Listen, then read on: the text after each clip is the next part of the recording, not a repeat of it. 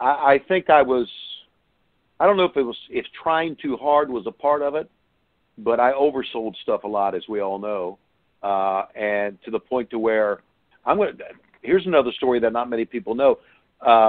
I remember, this line where this is the greatest night in the history of wrestling line that I use and overuse to the point to where everybody loves to use it.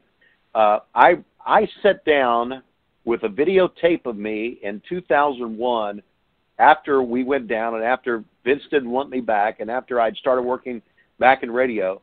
And I sat down with that videotape and I put it in and I said, let's just see how bad I was at this. And I swear, guys, I stuck it in and I listened to it and I couldn't listen to more than 10 minutes of it. And I'm thinking, oh my God, I am overselling stuff. And I'm just dripping with this insincerity, overselling stuff to the point to where when I hear guys today in regular sporting events overselling stuff, I get mad because I don't like it anymore. And I couldn't listen to myself for more than 10 minutes.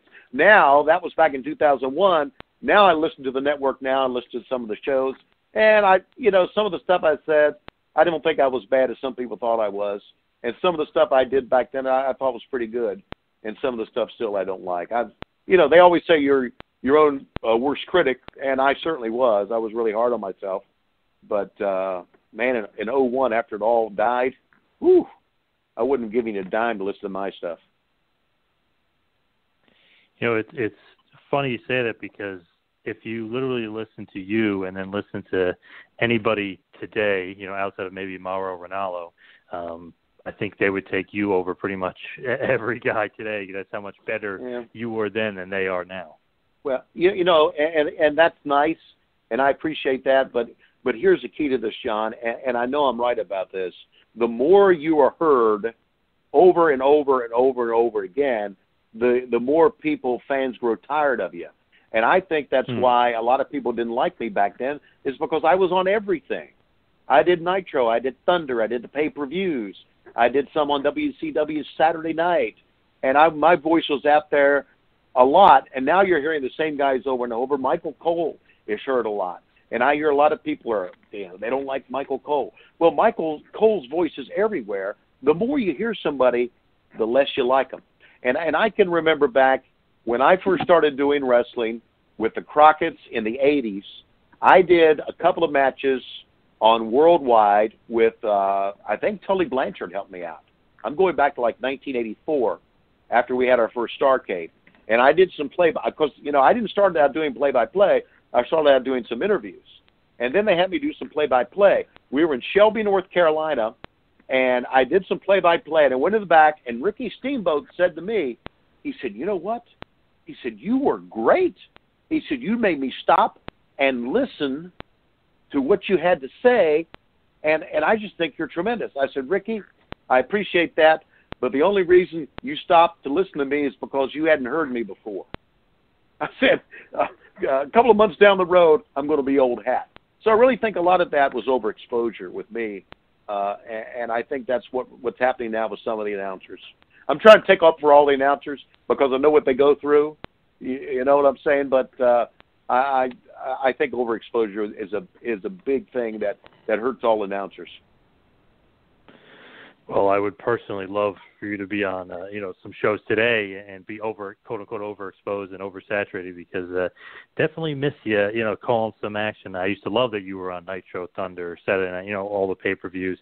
And, that line, the greatest night in the history of our sport, sometimes, and you might think I'm wrong, but sometimes it really was when you get a guy like Hogan versus Goldberg and, right. On a Nitro in Atlanta in front of 45,000 people on a Monday night.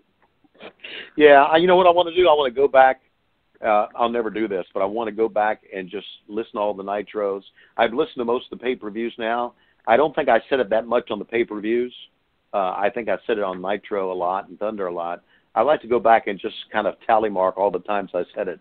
See how many darn times I did say that line. It may not be as much as we think, and it may be more than we thought. But we did have some real big events.